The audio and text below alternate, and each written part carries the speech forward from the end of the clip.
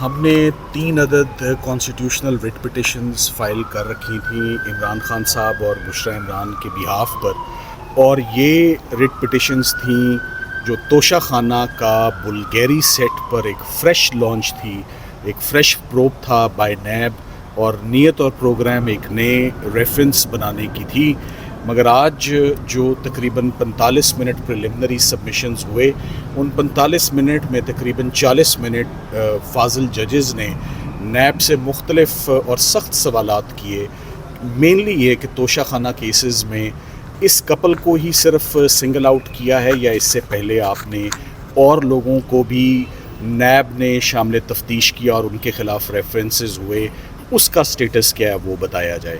ساتھ ہی ساتھ میں فاضل ججز کی یہ بھی آبزرویشن آج رہی کہ آپ نے اس میں اور کس کس کو ملزم جو ہے وہ گردانا ہے، کہ صرف میاں بیوی کو ہی آپ بار بار ریپیٹڈلی، انہوں نے کہا بادی نظر میں لگتا یہ ہے کہ جب ان کی ریلیز میچیور ہوتی ہے اور وہ جیل سے باہر آنے لگتے ہیں تو آپ پروسیکیوشن کو یہ ریزرو کر کے رکھتے ہیں اور اس وقت آپ اس کو سٹارٹ کرتے ہیں۔ سو ہمیں ایک دفعہ پھر آج فائنل اپرچونٹی ملی۔ نیب بار بار ایک ہی موقف لیتی ہے، اور وہ موقف ان کا ہے کہ عمران خان صاحب شامل تفتیش نہیں ہوتے اور وہ انکار کر رہے ہیں، جس کے اسسٹنس دیتے ہوئے جس میں نے فاضل جج صاحبان کو دونوں کو یہ بتایا کہ میرے کلائنٹس اس بات پر بالکل، جسے کہتے ہیں نا اردو میں، ششدرہ رہ گئے، they were surprised and bamboozled کہ نیب بار بار کال اپ نوٹس بھیج رہی ہے، ایک ہی جرم پہ ایک ہی الزام پر کتنی دفعہ انہوں نے کیسز چلانے، کتنی دفعہ ٹرائل فیس کرنے۔ تو an element of anger, an element of frustration تھا on behalf of my clients کہ یہ رپیٹ پر نیب ایک ہی جرم کو کیوں بار بار پروسیکیوٹ کر رہی ہے۔ سو اس کے اوپر آج ایک دفعہ پھر جج صاحبان نے، کیونکہ نیب کی بہت کوشش تھی کہ آج کسی طریقے سے کیس ایڈجرن ہو جائے، سو ایک دفعہ پھر آج کیس ایڈجرن ہوا ہے for the 21 August this month. 21 تاریخ کو بڑی کمپریہنسو ہیئرنگ ہوگی، اور ہمیں ایک فائنل اپرچونٹی دوبارہ دی گئی ہے کہ ہم شامل تفتیش ہو جائیں، جو کہ ہم شامل تفتیش ہو چکے ہیں۔ نیب آ کے بار بار غلط بیانی کرتی ہے کورٹ میں کہ ہم شامل تفتیش نہیں ہوئے۔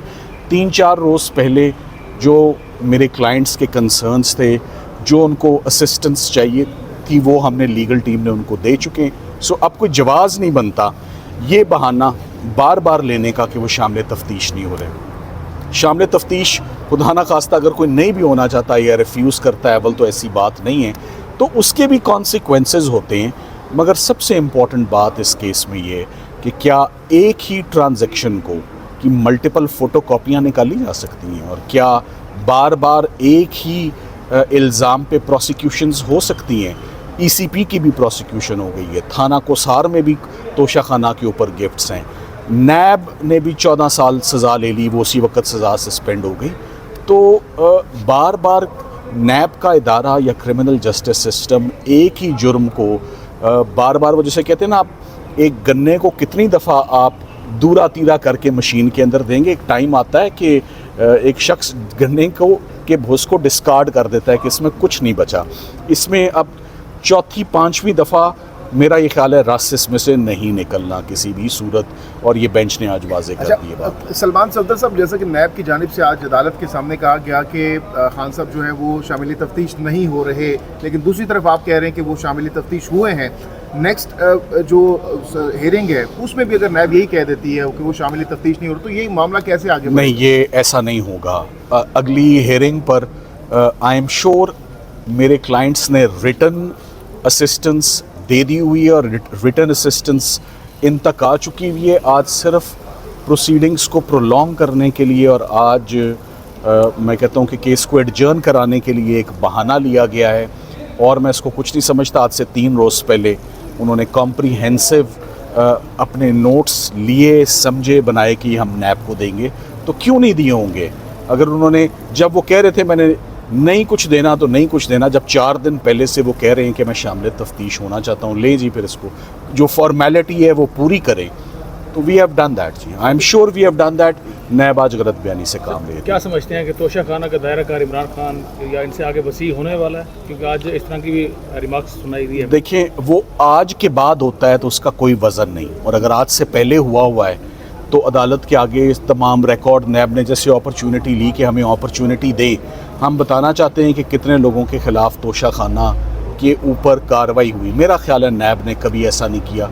जितने केसेस भी बन रहे हैं केस ऑफ फर्स्ट इम्प्रेशन ही बोलते हैं। इद्दत निकाह भी केस ऑफ फर्स्ट इम्प्रेशन था, साइफ़र भी केस ऑफ फर्स्ट इम्प्रेशन था, तोशा खाना के गिफ्ट्स जो हैं वो जमा नहीं करवाए वो भी केस ऑफ फर्स्ट इम्प्रेशन है। सो मेरा ख्याल है जैसे पहली प्रोसिक्यूशन सारी कलैप्स हुई हैं, ये भी कलैप्स तो आपने जैसा कि दलाइल में कहा कि ऑलरेडी इसमें कन्विक्शन हो चुकी है खान साहब को, तो इसका भी एज हो सकता है जो कन्विक्शन हुई है इस केस में। ये एक क्लोज्ड और फाइनल ट्रांजैक्शन है विच हैज़ अटेन्ड फाइनलिटी, और इसमें क्रिमिनल लॉ के article 13 of the constitution, article 403 of CRPC, article 17D of नैब, इतनी प्रोविजंस मौजूद हैं, इतनी प्रोटेक्शन मौजूद है कि एक शख्स को बार बार प्रोसिक्यूट ना किया जाए वो नहीं हो सकता।